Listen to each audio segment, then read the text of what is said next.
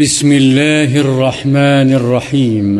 الباب الأول باب الإخلاص وإحضار النية في جميع الأعمال والأقوال والأحوال البارزة والخفية. تمام ظاہری اور باطنی اعمال، اقوال اور احوال میں اخلاص اور حسن نیت ضروری ہے۔ وما أمروا إلا ليعبدوا الله مخلصين له الدين حنفاء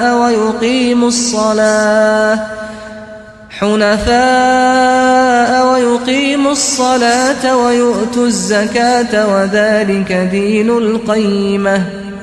اللہ تعالی نے فرمایا ان کو یہی حکم دیا گیا تھا کہ وہ اخلاص کے ساتھ اللہ کی عبادت کریں، ایک سو ہو کر، اور نماز پڑھیں، زکوٰۃ دیں، اور یہی سچا دین ہے۔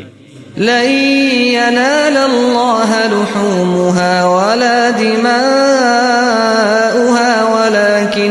ولكن يناله التقوى منكم۔ اور فرمایا اللہ کو جانوروں کا گوشت اور خون نہیں پہنچتا، البتہ تمہارا تقوی اس تک پہنچتا ہے۔ قل ان تخفوا ما في صدوركم او تبدوه يعلمه الله۔ اور فرمایا آپ کہہ دیجئے اگر تم اپنے سینوں میں کوئی بات چھپاؤ یا اس کو ظاہر کر دو، اللہ سب کو جانتا ہے۔ وعن أمير المؤمنين أبي حفص عمر بن الخطاب بن نفيل بن عبد العزى بن رياح بن عبد الله بن قرط بن رزاح بن عدي بن كعب بن لؤي بن غالب القرشي العدوي رضي الله عنه قال: سمعت رسول الله صلى الله عليه وسلم يقول: إنما الأعمال بالنيات وإنما لكل امرئ ما نوى، فمن كانت هجرته إلى الله ورسوله فهجرته إلى الله ورسوله، ومن كانت هجرته لدنيا يصيبها أو امرأة ينكحها فهجرته إلى ما هاجر إليه، متفق على صحته، رواه إمام المحدثين أبو عبد الله محمد بن إسماعيل بن إبراهيم بن المغيرة بن بردزبة الجعفي البخاري، وأبو الحسين مسلم بن الحجاج بن مسلم القشيري النيسابوري رضي الله عنهما في صحيحيهما اللذين هما أصح الكتب المصنفة۔ امیر المؤمنین حضرت ابو حفص عمر بن خطاب رضی اللہ تعالی عنہ سے روایت ہے، وہ کہتے ہیں میں نے رسول اللہ صلی اللہ علیہ وسلم کو فرماتے ہوئے سنا کہ عملوں کا دار و مدار نیتوں پر ہے، ہر شخص کو اس کی اچھی یا بری نیت کے مطابق اچھا یا برا بدلہ ملے گا، پس جس کی ہجرت اللہ اور اس کے رسول کے لیے ہوگی اس کی ہجرت انہی کی طرف سمجھی جائے گی، اور جس نے دنیا حاصل کرنے کے لیے یا کسی عورت سے نکاح کی غرض سے ہجرت کی تو اس کی ہجرت انہی مقاصد کے لیے ہوگی۔ متفق علیہ، یعنی اس حدیث کو امام بخاری اور امام مسلم نے روایت کیا ہے۔ وعن ام المؤمنين ام عبد الله عائشة رضي الله عنها قالت: قال رسول الله صلى الله عليه وسلم: يغزو جيش الكعبة فإذا كانوا ببيداء من الأرض يخسف بأولهم وآخرهم. قالت: قلت يا رسول الله كيف يخسف بأولهم وآخرهم وفيهم أسواقهم ومن ليس منهم؟ قال: يخسف بأولهم وآخرهم ثم يبعثون على نياتهم. متفق عليه. هذا لفظ البخاري. ام المؤمنین عبداللہ حضرت عائشہ رضی اللہ تعالی عنہا سے روایت ہے کہ رسول اللہ صلی اللہ علیہ وسلم نے فرمایا کہ ایک لشکر خانہ کعبہ پر چڑھائی کرنے کی نیت سے نکلے گا. جب وہ بیدا یعنی کسی چٹیل میدان میں پہنچے گا تو اس کے اول و آخر سب کے سب زمین میں دھسا دیے جائیں گے. حضرت عائشہ رضی اللہ عنہا فرماتی ہیں میں نے پوچھا یا رسول اللہ ان کے اول و آخر یعنی سب کو کیسے دھسا دیا جائے گا جبکہ ان میں بازاری لوگ ہوں گے یعنی حکام کے علاوہ عام افراد یا مراد ہیں اہل اسواق یعنی منڈی کے لوگ اور مطلب ہے کہ وہ جنگجو نہیں ہوں گے اور وہ بھی ہوں گے جو ان میں سے نہیں ہوں گے. آپ نے فرمایا کہ ان کے اول اور آخر سب دھنسا دیے جائیں گے پھر وہ اپنی نیتوں پر اٹھائے جائیں گے یعنی قیامت والے دن ان سے معاملہ ان کی نیتوں کے مطابق کیا جائے گا. بخاری و مسلم. وعن عائشة رضي الله عنها قالت: قال النبي صلى الله عليه وسلم: لا هجرة بعد الفتح ولكن جهاد ونية وإذا استنفرتم فانفروا. متفق عليه. ومعناه لا هجرة من مكة لأنها صارت دار اسلام. حضرت عائشہ رضی اللہ تعالی عنہا سے روایت ہے نبی کریم صلی اللہ علیہ وسلم نے فرمایا فتح کے بعد ہجرت نہیں البتہ جہاد اور نیت باقی ہیں. جب تمہیں جہاد پر نکلنے کے لیے طلب کیا جائے تو بلا تأمل نکل کھڑے ہو. بخاری و مسلم. وعن أبي عبد الله جابر بن عبد الله الأنصاري رضي الله عنهما قال: كنا مع النبي صلى الله عليه وسلم في غزاه فقال: إن بالمدينة لرجالا ما سرتم مسيرا ولا قطعتم واديا إلا كانوا معكم حبسهم المرض. وفي رواية: إلا شركوكم في الأجر. رواه مسلم. ورواه البخاري عن أنس رضي الله عنه قال: رجعنا من غزوة تبوك مع النبي صلى الله عليه وسلم فقال: إن أقواما خلفنا بالمدينة ما سلكنا شعبا ولا واديا إلا وهم معنا حبسهم العذر. حضرت ابو عبداللہ جابر بن عبداللہ انصاری رضی اللہ عنہما فرماتے ہیں کہ ہم ایک غزوے یعنی جہاد میں نبی صلی اللہ علیہ وسلم کے ساتھ تھے تو آپ نے فرمایا یقیناً مدینے میں کچھ لوگ ہیں کہ تم نے جتنا بھی سفر کیا ہے اور جو بھی وادی طے کی ہے وہ تمہارے ساتھ رہے ہیں. ان کو مدینے میں بیماری نے روکے رکھا. اور ایک روایت میں یہ الفاظ ہیں وہ تمہارے ساتھ اجر میں شریک رہے ہیں. اسے مسلم نے روایت کیا ہے. اور بخاری کی روایت جو حضرت انس رضی اللہ عنہ سے ہے وہ اس طرح ہے کہ ہم نبی کریم صلی اللہ علیہ وسلم کے ساتھ غزوہ تبوک سے واپس لوٹے تو آپ نے فرمایا کہ ہمارے پیچھے کچھ لوگ مدینے میں رہے. ہم جس گھاٹی یا وادی میں چلے وہ اجر و ثواب میں ہمارے ساتھ تھے کیونکہ عذر نے ان کو وہاں روکے رکھا.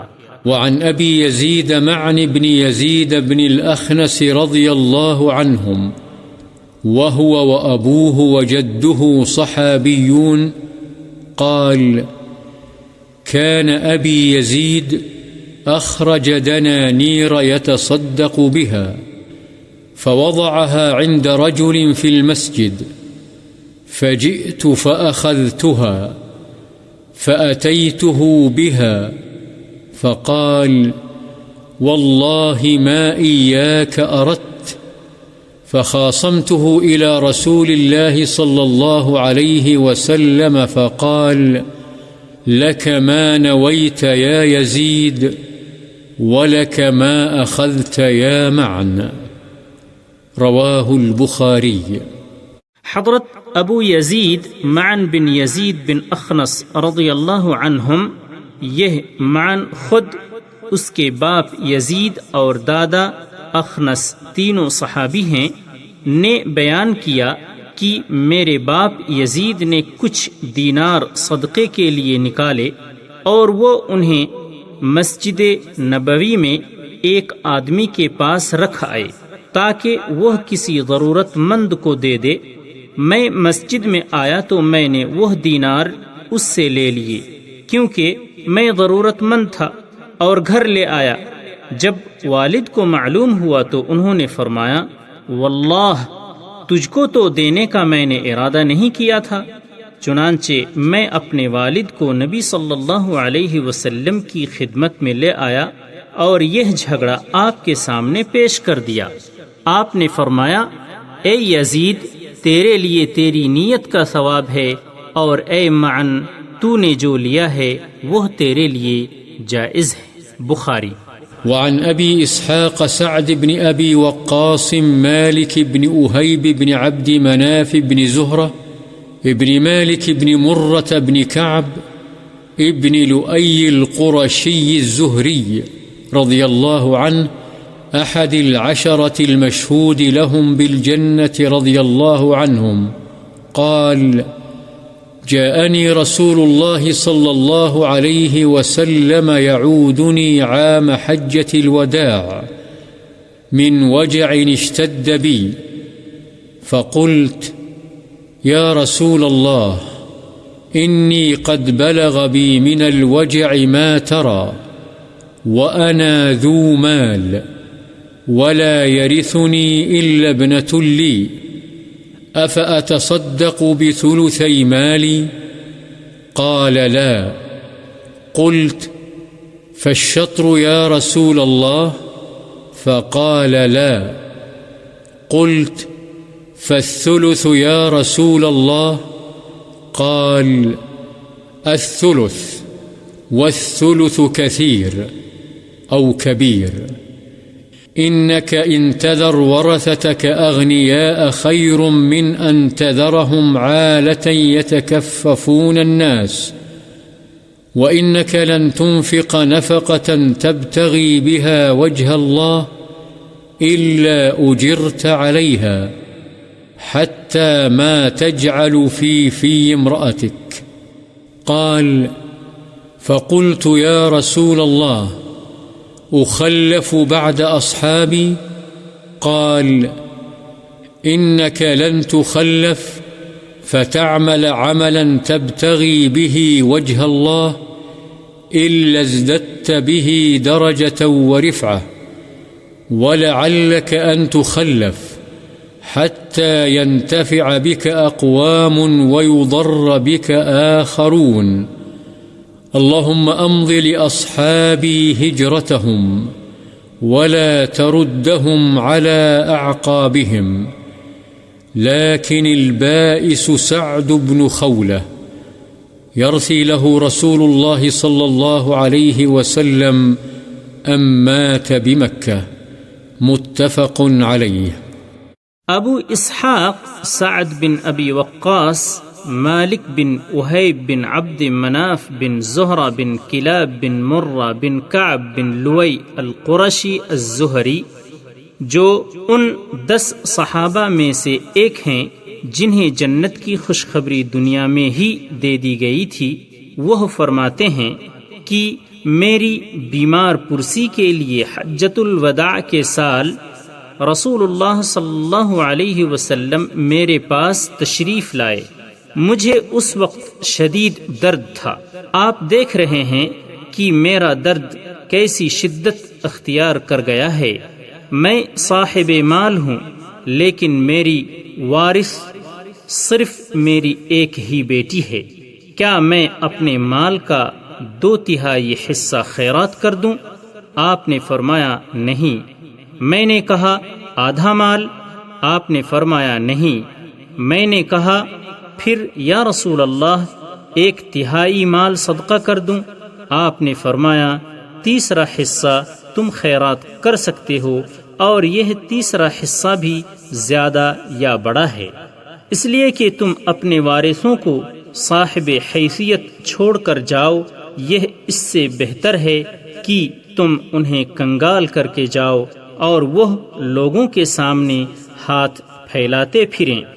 یاد رکھو، تم جو بھی اللہ کی رضا کے لیے خرچ کرو گے تو اس پر تمہیں اجر ملے گا، حتیٰ کہ جو لقمہ تم اپنی بیوی کے منہ میں ڈالو گے اس پر بھی ثواب ہوگا۔ میں نے کہا یا رسول اللہ، کیا میں اپنے ساتھیوں کے بعد پیچھے چھوڑ دیا جاؤں گا؟ یعنی میرے ساتھی مجھ سے پہلے فوت ہو جائیں گے اور میں دنیا میں اکیلا رہ جاؤں گا؟ آپ نے فرمایا کہ اگر ایسا ہوا بھی تو کیا، یہ تمہارے حق میں اچھا ہی ہے، اس لیے کہ ساتھیوں کی وفات کے بعد جب تم ان کے پیچھے رہ جاؤ گے تو جو بھی عمل اللہ کی رضا کے لیے کرو گے اس سے تمہارے درجے میں زیادتی اور بلندی ہی ہوگی، نیز شاید تمہیں مزید زندگی گزارنے کا موقع دیا جائے، حتیٰ کہ کچھ لوگ یعنی اہل ایمان تم سے فائدہ اٹھائیں گے اور کچھ دوسرے لوگوں یعنی کافروں کو تم سے نقصان پہنچے۔ پھر آپ نے دعا فرمائی، اے اللہ میرے صحابہ کی ہجرت کو جاری یعنی پورا فرما دے اور ان کو ان کی ایڑیوں پر نہ لوٹا، لیکن قابل رحم سعد بن خولہ ہیں، ان کے لیے رسول اللہ صلی اللہ علیہ وسلم رحمت کی دعا فرماتے تھے، اس لیے کہ وہ مکے میں فوت ہوئے تھے۔ بخاری و مسلم۔ وعن أبي هريرة عبد الرحمن بن صخر رضي الله عنه قال قال رسول الله صلى الله عليه وسلم إن الله لا ينظر إلى أجسامكم ولا إلى صوركم ولكن ينظر إلى قلوبكم وأعمالكم رواه مسلم۔ حضرت ابو ہریرہ عبد الرحمن بن صخر رضی اللہ عنہ سے روایت ہے کہ رسول اللہ صلی اللہ علیہ وسلم نے فرمایا، اللہ تعالی تمہارے جسموں اور تمہاری صورتوں کو نہیں دیکھتا بلکہ وہ تمہارے دلوں اور عملوں کو دیکھتا ہے۔ مسلم۔ وعن أبي موسى عبد الله بن قيس الأشعري رضي الله عنه قال سئل رسول الله صلى الله عليه وسلم عن الرجل يقاتل شجاعة ويقاتل حمية ويقاتل رياء أي ذلك في سبيل الله؟ فقال رسول الله صلى الله عليه وسلم من قاتل لتكون كلمة الله هي العليا فهو في سبيل الله متفق عليه۔ حضرت ابو موسیٰ عبداللہ بن قیس اشعری رضی اللہ عنہ سے روایت ہے کہ رسول اللہ صلی اللہ علیہ وسلم سے سوال کیا گیا کہ ایک آدمی بہادری کے جوہر دکھانے کے لیے، دوسرا خاندانی قبائلی حمیت کے لیے اور ایک تیسرا ریاکاری کے لیے لڑتا ہے، ان میں سے اللہ کی راہ میں لڑنے والا کون ہے؟ رسول اللہ صلی اللہ علیہ وسلم نے فرمایا، جو شخص صرف اس لیے لڑتا ہے کہ اللہ کا کلمہ یعنی دین بلند ہو، وہ اللہ کی راہ میں لڑنے والا ہے۔ بخاری و مسلم۔ وعن أبي بكرة نفيع بن الحارث الثقفي رضي الله عنه أن النبي صلى الله عليه وسلم قال: إذا التقى المسلمان بسيفيهما فالقاتل والمقتول في النار. قلت يا رسول الله هذا القاتل فما بال المقتول؟ قال: إنه كان حريصا على قتل صاحبه. متفق عليه. حضرت ابو بکرہ نفیع بن حارث ثقفی رضی اللہ عنہ سے روایت ہے کہ نبی کریم صلی اللہ علیہ وسلم نے فرمایا کہ جب دو مسلمان اپنی اپنی تلواریں سونت کر ایک دوسرے کو مارنے کی نیت سے ملتے ہیں، ایک دوسرے کے مقابل صف آراء ہوتے ہیں، تو یہ قاتل اور مقتول دونوں جہنمی ہیں۔ میں نے پوچھا یا رسول اللہ، قاتل کا جہنمی ہونا تو سمجھ میں آتا ہے، مقتول جہنمی کیوں ہوگا؟ آپ نے فرمایا اس لیے کہ وہ بھی اپنے ساتھی یعنی دوسرے مسلمان کے قتل کا حریص تھا۔ بخاری و مسلم۔ وعن أبي هريرة رضي الله عنه قال: قال رسول الله صلى الله عليه وسلم: صلاة الرجل في جماعة تزيد على صلاته في سوقه وبيته 27 درجة، وذلك أن أحدهم إذا توضأ فأحسن الوضوء ثم أتى المسجد لا يريد إلا الصلاة لا ينهزه إلا الصلاة لم يخط خطوة إلا رفع له بها درجة وحط عنه بها خطيئة حتى يدخل المسجد، فإذا دخل المسجد كان في الصلاة ما كانت الصلاة هي التي تحبسه، والملائكة يصلون على أحدكم ما دام في مجلسه الذي صلى فيه، يقولون: اللهم ارحمه، اللهم اغفر له، اللهم تب عليه، ما لم يؤذ فيه، ما لم يحدث فيه. متفق عليه. وقوله ينهزه هو بفتح الياء والهاء وبالزاي أي يخرجه وينهضه. حضرت ابو ہریرہ رضی اللہ عنہ سے روایت ہے کہ رسول اللہ صلی اللہ علیہ وسلم نے فرمایا، آدمی کی جماعت کے ساتھ پڑھی ہوئی نماز اس نماز سے کچھ اوپر 20 درجے زیادہ فضیلت رکھتی ہے جو وہ اپنے بازار یا گھر میں پڑھتا ہے، اس لیے کہ جب کوئی شخص اچھے طریقے سے وضو کرتا پھر نماز کے ارادے سے مسجد میں آتا ہے، اسے نماز ہی مسجد کی طرف لے جاتی ہے، تو ایسے شخص کے ہر قدم کے بدلے 1 درجہ بلند اور 1 گناہ معاف ہوتا ہے، تاکہ وہ مسجد میں داخل ہو جاتا ہے۔ پھر جب وہ مسجد میں داخل ہو جاتا ہے تو جب تک نماز اس کو وہاں روکے رکھتی ہے وہ نماز میں ہی شمار ہوگا، یعنی جماعت کے انتظار میں یا ذکر الہی میں مصروف جب تک مسجد میں رہے گا وہ اللہ کے ہاں نماز کی حالت میں سمجھا جائے گا، اور فرشتے تمہارے ایک آدمی کے بارے میں رحمت کی دعا کرتے رہتے ہیں جب تک وہ اپنی اس مجلس میں بیٹھا رہے جس میں اس نے نماز پڑھی ہے۔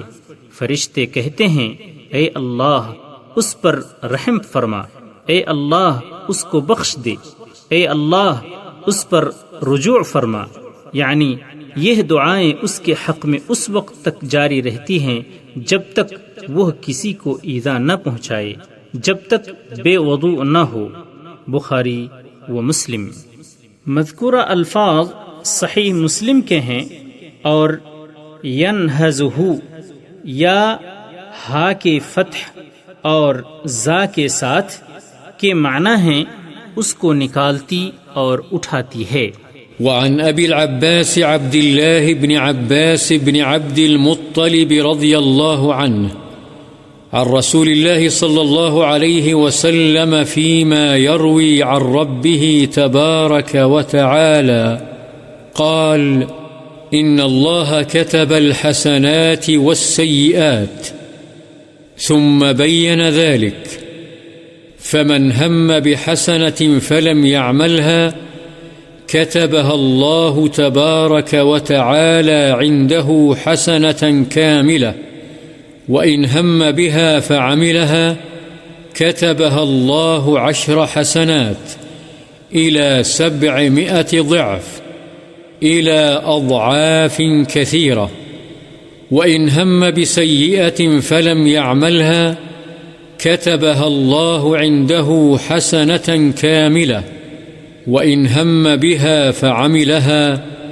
كتبها الله سيئة واحدة. متفق عليه. ابو العباس عبداللہ بن عباس بن عبد المطلب رضی اللہ عنہما سے روایت ہے کہ رسول اللہ صلی اللہ علیہ وسلم اپنے رب تبارک و تعالی سے روایت کرتے ہیں، آپ نے فرمایا کہ اللہ تعالی نے نیکیاں اور برائیاں لکھ لی ہیں، پھر اس کی توضیح فرمائی، پس جس شخص نے کسی نیکی کا ارادہ کیا لیکن اسے کر نہیں سکا، اللہ تعالی اسے اپنے پاس ایک کامل نیکی لکھ لیتا ہے، اور اگر ارادے کے مطابق اسے کر بھی لیتا ہے تو اللہ تعالی ایک نیکی کے بدلے 10 نیکیوں سے لے کر 700 گنا بلکہ اس سے بھی زیادہ نیکیوں کا ثواب اس کے لیے لکھ دیتا ہے، اور اگر کسی نے کسی برائی کا ارادہ کیا لیکن اسے کیا نہیں تو اللہ تعالی اسے بھی اپنے پاس ایک کامل نیکی لکھ لیتا ہے، اور اگر ارادے کے مطابق اس برائی کو کر لیتا ہے تو اللہ تعالی ایک ہی برائی لکھتا ہے۔ بخاری و مسلم۔ وعن أبي عبد الرحمن عبد الله بن عمر بن الخطاب رضي الله عنه قال: سمعت رسول الله صلى الله عليه وسلم يقول: انطلق 3 نفر ممن كان قبلكم حتى آواهم المبيت إلى غار فدخلوه، فانحدرت صخرة من الجبل فسدت عليهم الغار، فقالوا: إنه لا ينجيكم من الصخرة إلا أن تدعوا الله تعالى بصالح أعمالكم. قال رجل منهم: اللهم كان لي أبوان شيخان كبيران وكنت لا أغبق قبلهما أهلا ولا مالا، فنأى بي طلب الشجر يوما فلم أرح عليهما حتى ناما، فحلبت لهما غبوقهما فوجدتهما نائمين، فكرهت أن أوقظهما وأن أغبق قبلهما أهلا أو مالا، فلبثت والقدح على يدي أنتظر استيقاظهما حتى برق الفجر، والصبية يتضاغون عند قدمي، فاستيقظا فشربا غبوقهما. اللهم إن كنت فعلت ذلك ابتغاء وجهك ففرج عنا ما نحن فيه من هذه الصخرة، فانفرجت شيئا لا يستطيعون الخروج منه. قال الآخر: اللهم إنه كانت لي ابنة عم كانت أحب الناس إلي، وفي رواية: كنت أحبها كأشد ما يحب الرجال النساء، فأردتها على نفسها فامتنعت مني حتى ألمت بها 1 من السنين، فجاءتني فأعطيتها 20 و100 دينار على أن تخلي بيني وبين نفسها، ففعلت حتى إذا قدرت عليها. وفي رواية فلما قعدت بين رجليها قالت: اتق الله ولا تفض الخاتم إلا بحقه. فانصرفت عنها وهي أحب الناس إلي، وتركت الذهب الذي أعطيتها. اللهم إن كنت فعلت ذلك ابتغاء وجهك فافرج عنا ما نحن فيه. فانفرجت الصخرة، غير أنهم لا يستطيعون الخروج منها. وقال الثالث: اللهم إني استأجرت أجراء وأعطيتهم أجرهم غير رجل واحد ترك الذي له وذهب، فثمرت أجره حتى كثرت منه الأموال. فجاءني بعد حين فقال: يا عبد الله، أد إلي أجري. فقلت: كل ما ترى من أجرك من الإبل والبقر والغنم والرقيق. فقال: يا عبد الله، لا تستهزئ بي. فقلت: لا أستهزئ بك. فأخذه كله فاستاقه، فلم يترك منه شيئا. اللهم إن كنت فعلت ذلك ابتغاء وجهك فافرج عنا ما نحن فيه. فانفرجت الصخرة فخرجوا يمشون. متفق عليه۔